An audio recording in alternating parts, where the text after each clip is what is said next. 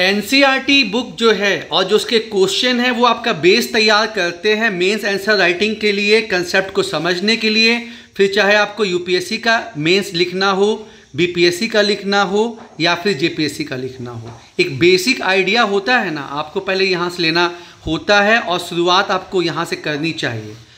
तो हम लोग जैसे अभी एनसीईआरटी इकोनॉमिक करवाना स्टार्ट किए हैं। अभी चैप्टर नंबर 1 जो है, जो कि जिसमें ये समझाया गया है कि कैसे भारत के आर्थिक पिछड़ेपन में ब्रिटिश पॉलिसीज़ का हाथ रहा है, उस पे बेस्ड है।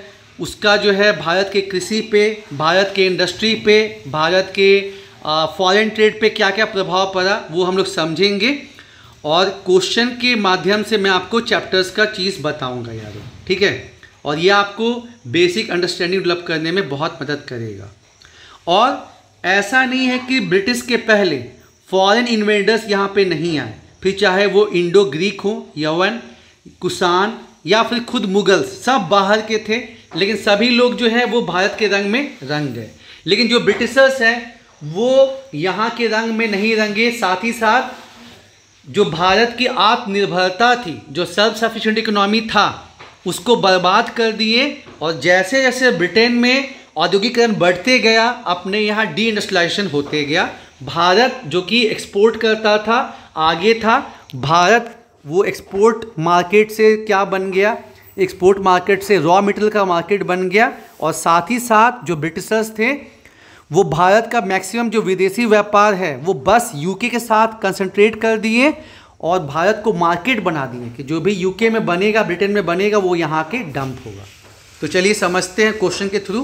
पहला क्वेश्चन है कि भारत में औपनिवेशिक शासन की आर्थिक नीतियों का केंद्र बिंदु क्या था, ठीक है। तो केंद्र बिंदु यही था कि आपको जो है मतलब वो लोग भारत का विकास किए लेकिन अपने इंटरेस्ट के लिए, ना कि भारत और यहाँ के लोगों के लिए। और भारत जो कि एक्सपोर्ट करता था और उसको जो है एक रॉ मटेरियल के मार्केट में तब्दील कर दिए और अपने एक्सपोर्ट के प्रोडक्ट के लिए तब्दील कर दिए, ठीक है। दूसरा जो है कि औपनिवेशिक काल में यानी कि कॉलोनियल टाइम पे जो है भारत की राष्ट्रीय आय का आकलन करने वाले प्रमुख अर्थशास्त्रियों का नाम बताइए। तो आपको जो है ये चीज़ पीटी में भी मदद करेगी यारों। तो जैसे आपके दादा भाई नौरोजी हो गए हैं, वी राव हो गए हैं और 2-3 इकोनॉमिस्ट का नाम दिया गया है, वो आपका आंसर हो जाएगा। औपनिवेशिक शासन काल में कृषि की गतिहीनता के मुख्य कारण क्या थे, मतलब जो एग्रीकल्चर है उसका ग्रोथ क्यों नहीं हो पाया? क्योंकि जो ब्रिटिशर्स थे उनको मतलब था केवल अपने देश के अपने इंटरेस्ट से, ठीक है ना। उनको ना यहाँ के लोगों से ना यहाँ के देश से कोई मतलब नहीं था। तो पहले तो वो किसको टारगेट किए? देखिए मैंने आपको बताया ना कि भारतीय अर्थव्यवस्था जो है वो सेल्फ सफिशिएंट थी, आत्मनिर्भर थी, ठीक है। कहने का क्या मतलब है कि जैसे यहाँ पे आपका यहाँ के गांव हैं, रूरल एरिया, और यहाँ पे सिटीज़ हैं। तो आपके गांव से कॉटन, सिल्क, स्पाइसेस, बाकी चीज़ें जाती थी, उनका प्रोसेसिंग होता था, उसको एक्सपोर्ट किया जाता था। तो जो ब्रिटिशर्स थे वो यहाँ के पहले शहर और जो हैंडीक्राफ्ट पर्सन है उनको जो है, हैंडीक्राफ्ट वाले लोग जो है उनको जो है टारगेट किए, ठीक है। और उसके बाद जब उनको समझ में आया कि भारत का रियल वेल्थ जो है वो तो गांव में है, वो तो कृषि में छुपा हुआ है, तो फिर अपना अलग अलग लैंड रेवेन्यू पॉलिसी से, कृषि का वाणिज्यीकरण से ज़बरदस्ती जो हैंडो की खेती करवा रहे हैं, लगान वसूल कर रहे हैं, अस्थाई बंदोबस्त, महलवारी, रैयतवारी, उससे जो है वो बर्बाद की। ना ही जो है किसानों के खेत का कैसे इम्प्रूवमेंट होगा, ना ही सिंचाई सुविधा, ना ही कुछ पे ध्यान दिया गया। इतना अकाल पड़ा लेकिन जो है स्टार्टिंग में कुछ भी नहीं किया गया। तो इस वजह से जो है कृषि का जो है डेवलपमेंट नहीं हो पाया। क्वेश्चन नंबर 4 है कि स्वतंत्रता के समय देश में कार्य कर रहे कुछ आधुनिक उद्योग के नाम बताइए। तो आपको बताएं ना कि कैपिटल इंटेंसिव इंडस्ट्री तो नहीं था, कॉटन इंडस्ट्री, जूट इंडस्ट्री, ये सब चीज़ चलता था। बाद में थोड़ा टाटा स्टील इंडस्ट्री का सेटअप हुआ। अंग्रेज जो है ब्रिटिश वो प्रमोट नहीं ना किए। अगर प्रमोट करते तो हमारा कृषि भी आगे बढ़ता, इंडस्ट्री भी आगे बढ़ता। लेकिन यहाँ की अर्थव्यवस्था कुछ से जो होता है ना, जो ड्रेन ऑफ वेल्थ, कि बस अपने इंटरेस्ट के लिए काम कराना है, ठीक है।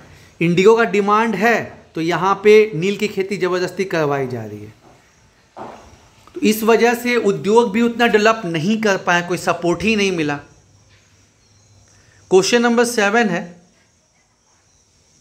नहीं उसके पहले ये वाला जो है क्वेश्चन नंबर 5 जो है कि स्वतंत्रता पूर्व अंग्रेजों द्वारा भारत के व्यवस्थित औद्योगिकरण के दोहरे ध्येय क्या थे। तो आपको बताया ना कि जैसे जैसे ब्रिटेन में इंडस्ट्रियलाइजेशन होते गया वैसे वैसे यहाँ इंडिया में डी इंडस्ट्रियलाइजेशन होते गया कि भारत को किस में बदल दो कि भारत से हमको रॉ मटेरियल लेना है और उसको ब्रिटेन में भेजना इंडस्ट्रीज़ के लिए। साथ ही साथ एक तरफा मुक्त व्यापार किया गया, वन वे फ्री ट्रेड। कहने का क्या मतलब है कि चूंकि भारत की चीज़ों का डिमांड बहुत ज़्यादा था तो फिर क्या किया गया, भारत की चीज़ों का डिमांड बहुत ज़्यादा था कि जो इंडिया से चीज़ ब्रिटेन में जाएगा यूके में तो उस पर जो है इंपोर्ट ड्यूटी और बहुत ज़्यादा टैक्स लगेगा, लेकिन जो यूके से इंडिया में चीज़ आएगा उस पर लगान नहीं लगेगा।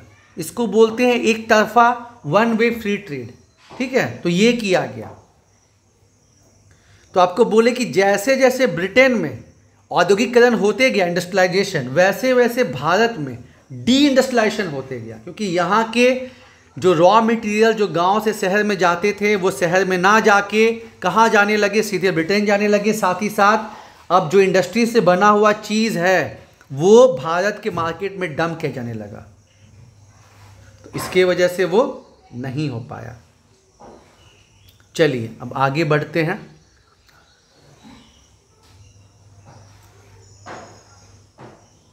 अंग्रेजी शासन के दौरान भारत के परंपरागत हस्तकला उद्योग जैसे बताया ना कॉटन सिल्क ये सब का जो है विनाश हुआ। क्या आप इस विचार से सहमत हैं?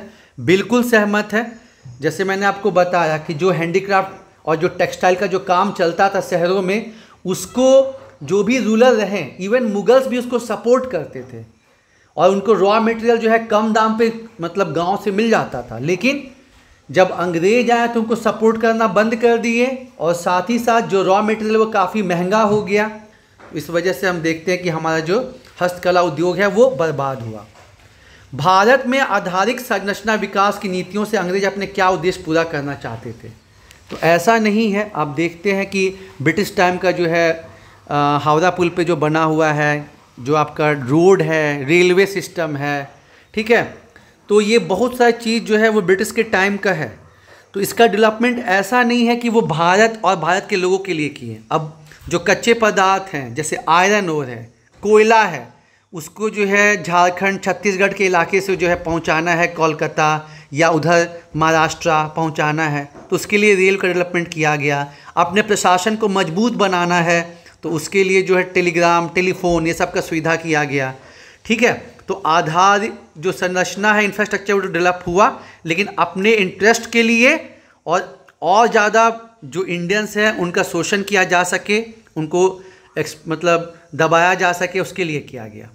क्वेश्चन नंबर 8, ब्रिटिश औपनिवेशिक प्रशासन द्वारा अपनाई गई औद्योगिक नीतियों की कमियों की आलोचनात्मक विवेचना करें। ठीक है, तो जो उनकी औद्योगिक नीति रही उसमें कमियां क्या रही? देखो क्रिटिकली एनालाइज बोला है, उसमें क्या होता है, कुछ पॉजिटिव कुछ निगेटिव। तो ऐसा नहीं है, कुछ इंडस्ट्रीज जो सपोर्ट में रहे उनका जो है काम बढ़ा भी और कुछ कुछ उद्योग को फ़ायदा भी हुआ, लेकिन जैसे हैंडीक्राफ्ट वाला जो है वो सबको काफ़ी नुकसान पहुंचा। जैसे होता है ना कि जो फैक्ट्रीज़ ज़मींदार मान लीजिए कि सेटअप किए हैं, इंडस्ट्री सेटअप किए हैं और वो ब्रिटिश के फेवर में है, ब्रिटिश पॉलिसीज़ के फेवर में है, तो उनके उद्योग को बढ़ावा मिला, लेकिन बाकी के साथ ऐसा नहीं हुआ। और मैंने आपको ये बताया कि मैं आपको ब्रीफ में बता रहा हूँ, जो क्लास हुआ उसका ब्रीफ में डिस्कशन में आपको बता रहा हूँ। बाकी आपको जुड़ना है तो आपको नंबर दिया गया है और ये न्यू कमर्स को तो और भी हेल्प करेगा। फिर जैसे कि मैंने आपको बताया कि ब्रिटिश में खास चीज़ क्या हुआ कि जो यहाँ का वेल्थ है, यहाँ की जो संपदा है, उसको बाहर जो है ब्रिटिश अपने कंट्री में लगाने लगे। उसको बोलते हैं संपत्ति का निष्कासन, ड्रेन ऑफ वेल्थ। तो औपनिवेशिक काल में भारतीय संपत्ति के निष्कासन से आप क्या समझते हैं ड्रेन ऑफ वेल्थ? तो वही है कि यहाँ का जो रुपए है वो यहाँ के लोगों के लिए देश में ना लगा के बाहर में अपने कंट्री में मतलब पेमेंट के लिए, डेवलपमेंट के लिए इस्तेमाल किया जाने लगा। जो मॉडरेट्स हैं, जैसे आपके जो स्टार्टिंग के जो कांग्रेस के संस्थापक रहे, जो लीडर्स रहे, 1885 से लेकर 1905 तक, दादा भाई नौरोजी, WC बनर्जी, गोपाल कृष्ण गोखले, इसमें से मैक्सिमम लोग जो हैं वो ब्रिटेन में पढ़े थे। तो उनका ये मानना था कि जैसे वहाँ पे सती सिस्टम नहीं है, चाइल्ड मैरिज नहीं है, ठीक है, महिलाओं को स्वतंत्रता मिला है और बहुत अच्छा लिबर्टी फ्रीडम का माहौल है। तो जो ब्रिटिशर्स यहाँ पे आए हैं तो बहुत सही है। लेकिन समय के साथ जब दादा भाई नौरोजी और बाकी लोग यहाँ का इकोनॉमिक चीज़ देखे, यहाँ का प्रति व्यक्ति आए, यहाँ का गरीबी तो देखे, सुधार क्यों नहीं हो रहा है, तो उनको ये समझ में आ गया कि जो हम लोग समझ रहे थे कि ब्रिटिशर्स आए हैं तो बढ़िया है, उनको समझ में आ गया कि ब्रिटिशर्स जो है यहाँ का वेल्थ बाहर ले जा रहे हैं। अब क्वेश्चन नंबर 10 देखिए, मतलब एनसीईआरटी कितना ज़रूरी है। ये इस बार कैलेंडर 13 जेपीएससी में क्वेश्चन पूछा था, डेमोग्राफिक ट्रांजिशन, जनांकीय संक्रमण के प्रथम से द्वितीय सोपान की ओर संक्रमण का विभाजन वर्ष कौन सा माना जाता है। तो मैंने आपको बोला कि पीटी में दोनों में आपको मदद मिलेगी।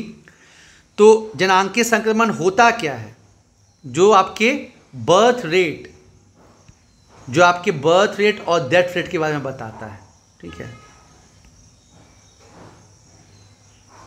तो जो पहला स्टेज होता है उसमें जन्म दर और जो आपका मृत्यु दर दोनों बहुत हाई रहता है, ये फर्स्ट स्टेज है। और भारत में 1921 जो है उसको सेकंड स्टेज मानते हैं कि बर्थ रेट तो हाई रहा लेकिन डेथ रेट में कमी आ गई, क्योंकि जो है हेल्थ पे कुछ ना कुछ खर्च किया जाने लगा और थोड़ा बहुत लोगों में जागरूकता आई, तो डेथ रेट में कमी हो गई। उसके बाद धीरे धीरे और 50 साल का बात हम कर ले, 50 क्या मतलब अभी भी इंडिया जो किस में चल रहा है, 60-70 साल के बाद बात कर ले तो इंडिया अभी भी चल रहा है थर्ड स्टेज में, जहाँ जन्म दर में भी कमी आई है और जो मृत्यु दर है उसमें भी तो और कमी आ गई है, बहुत ज़्यादा कमी आ गई है। कहाँ आज़ादी के समय 32 वर्ष जो है एवरेज इंडियन का एज था, वो बढ़ के 69 हो गया। और फोर्थ स्टेज कौन सा होता है डेमोग्राफिक ट्रांजिशन का, जिसमें यूरोपियन कंट्रीज़ हैं, विकसित नेशन है, कि आपका जो है बर्थ रेट भी डिक्लाइन पे है और डेथ रेट भी मतलब थम्स आ गया है, ठीक है। तो बोलते हैं ना कि नॉलेज कभी बेकार नहीं जाता, कहाँ का पढ़ा हुआ चीज़ कहाँ आपको काम आ जाएगा। तो ये 1921 हो जाएगा। औपनिवेशिक काल में भारत की जनांकीय स्थिति का एक संख्यात्मक चित्रण प्रस्तुत करें। तो उसमें वही है, 32 साल में लोगों का डेथ हो जा रहा है और मतलब बर्थ रेट भी बहुत हाई है, डेथ रेट भी बहुत हाई है। मैक्सिमम लोग लिटरेसी रेट जो है मात्र 16%, साक्षरता दर जो कि अभी 80% के अराउंड है, उस समय मात्र 16% जो है साक्षरता दर। और फीमेल लिटरेसी तो पूछिए ही नहीं, वो तो और भी ख़राब है, और भी घटिया है। स्वास्थ्य का भी वही आपको बता दिए, ठीक है। और मैक्सिमम पॉपुलेशन कहाँ काम कर रही है, 70 से 75% लोग जो हैं वो आपके प्राथमिक सेक्टर में काम कर रहे हैं और मुश्किल से 10% लोग जो हैं वो आपको इंडस्ट्री सेक्टर में और बाकी उधर जो है आपका सर्विस सेक्टर में लगे हैं।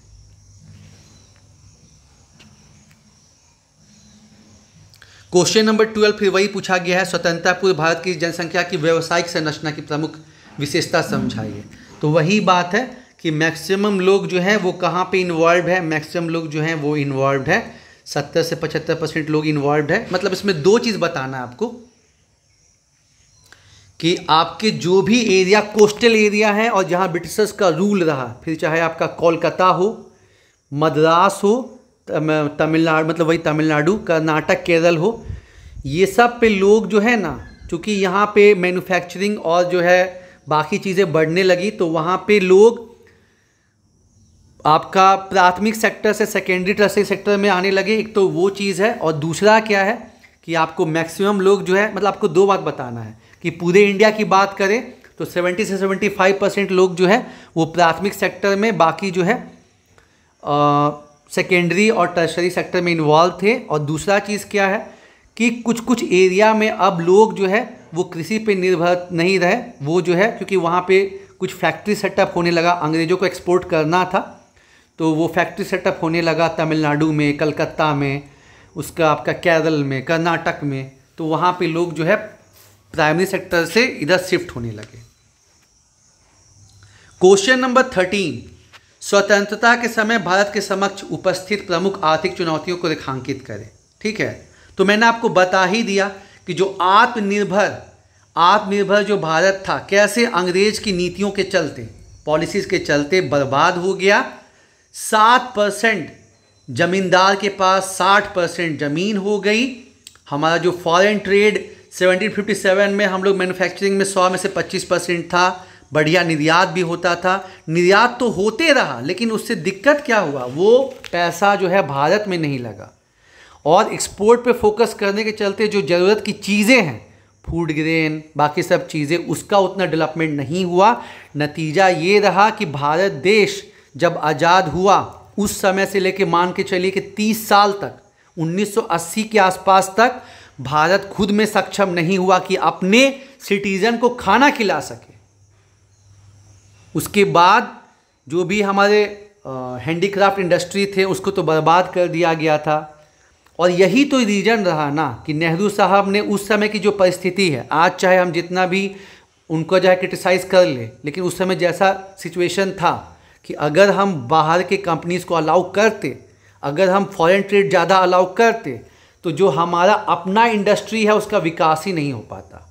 ठीक है, अच्छा एक चीज़ और भी है कि गवर्नमेंट का प्रेजेंस रहा आज़ादी के टाइम पे कहाँ रेलवे में, पोर्ट में, ये सब में भी मतलब रहा था। जो क्वेश्चन पूछा था ना कि आज़ादी के समय क्या क्या उद्योग मतलब थे, उसमें आपको ये ऐड कर लेना है। तो चुनौतियाँ मल्टी डायमेंशनल थी। गरीबी, भूखमरी, इधर जो है कृषि का जो है हालत ख़राब, इंडस्ट्री का हालत ख़राब, विदेशी व्यापार ठप पड़ा हुआ है, ये सब चीज़ देखने को मिला। अब फिर एक ऑब्जेक्टिव क्वेश्चन आ गया कि भारत में प्रथम सरकारी जनगणना किस वर्ष में हुई थी। तो ऐसे शुरुआत तो 1872 में हुआ, लेकिन जो एनसीईआरटी में दिया है वो 1881 है।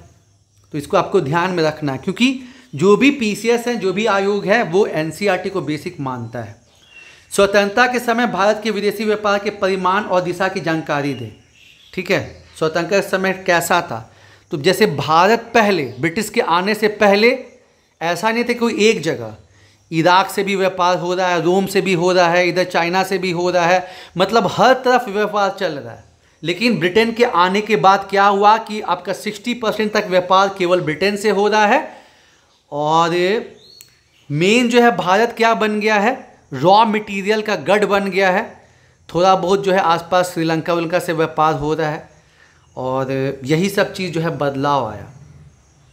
क्या अंग्रेज़ों ने भारत में कुछ सकारात्मक योगदान भी दिया था, विवेचना करें। बिल्कुल, जो हम देखते हैं कि हमारा प्रशासन का जो व्यवस्था है, क्योंकि लगभग 200 साल ब्रिटिश यहाँ पे रूल किए। ठीक है, 200 साल ब्रिटिश यहाँ पे रूल किए, तो हम संसदीय प्रणाली अपनाएं। जो भारतीय संविधान में 50 से 60% चीज़ है वो भारतीय अधिनियम 1935 से लिया गया है, गवर्नमेंट ऑफ इंडिया 1935 से। साथ ही साथ जो हमारा पीडब्ल्यूडी का सिस्टम है, जो हमारा पुलिस व्यवस्था है, वो सब वहीं से लिया गया है। उनके जो आईपीसी एक्ट है उनको अभी 1 जुलाई 2024 को ना ख़त्म किया गया। जो आपके नए क्रिमिनल लॉज आए, भारतीय न्याय संहिता, भारतीय नागरिक सुरक्षा संहिता, काफ़ी लंबे समय तक चला। प्लस हम लोग देखते हैं कि जो हमारा बहुत जगह जो रेलवे का डेवलपमेंट है, इंफ्रास्ट्रक्चर है, रोड सब जो है, वो सब उनके के द्वारा बनाया गया। और एक लैंग्वेज उन्होंने दी जो कि वर्ल्ड में one of the most spoken language है, इंग्लिश, वो भी उनका योगदान रहा। उनके आने की वजह से साइंटिफिक आउटलुक और ज़्यादा बढ़ा।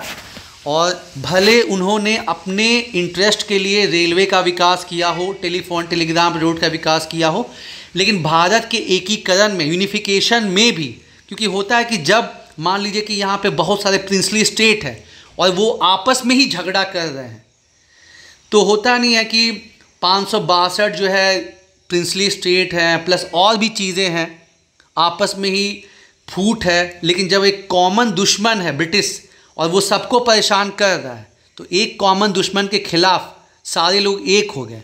तो भारत के एकीकरण में भी जो है एक इम्पॉर्टेंट भूमिका निभाए हैं। इवन जब देश आज़ाद हो गया तो कांग्रेस ने दिमाग लगाया और लॉर्ड माउंटबेटन को ही जो है आज़ाद भारत का first governor general of India नियुक्त किया, क्योंकि लॉर्ड माउंटेन लॉर्ड माउंटबेटन जो कि लास्ट वाइसरॉय थे भारत के और first governor general of India, independent India, उनका प्रिंसली स्टेट के साथ बहुत अच्छा संबंध था और लॉर्ड माउंटबेटन ने वल्लभ भाई पटेल के साथ मिलके देश के एकीकरण में बहुत अहम भूमिका निभाई। तो ये सब इम्पॉर्टेंट चीज़ पे आप बात कर सकते हैं यारों। तो उम्मीद है आपको ये डिस्कशन पसंद आया होगा और जो लोग जुड़ना चाहते हैं, जो लोग स्टार्ट करना चाहते हैं, यही टाइम है, यही टाइम है कि आप शुरू कीजिए। 2 नंबर का आंसर कैसे लिखें, 5 नंबर का कैसे लिखें, फिर ऐसे ऐसे करके आपको बहुत आइडिया लगेगा। ठीक है, थैंक यू यारों।